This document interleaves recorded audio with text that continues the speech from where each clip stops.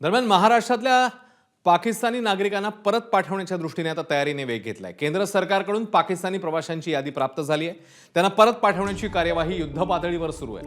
महाराष्ट्रामध्ये अल्पकालीन अर्थात शॉर्ट टर्म विजावर 55 पाकिस्तानी नागरिक राहत असल्याची विश्वसनीय सूत्रांची माहिती आहे।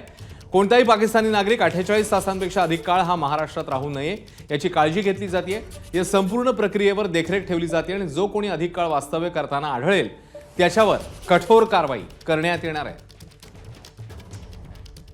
साधारणतः अंदाज आहे की 5000च्या आसपास हे पाकिस्तानी नागरिक आपल्या महाराष्ट्रामध्ये आहेत।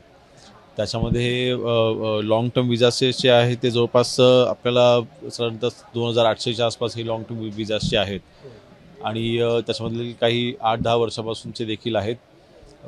काही मॅरिड आहेत आणि पाकिस्तानी पासपोर्टांनी सरेंडर केलेलं आहे आणि आपल्या इंडियन सिटिझनसाठी अप्लाय केलेलं आहे। सध्याच्या निर्णयानुसार ह्या सगळ्यांनाच 2 दिवसामध्ये आपण परत पाठवत आहोत। मेडिकल ज्यांचं ग्राउंड आहे त्यांना 2 दिवस आपण एक्स्ट्रा दिलेले आहेत। 29 तारखेपर्यंत त्यांना आपण मुदत दिलेली आहे। एबीपी माझा, उघडा डोळे बघा नीट।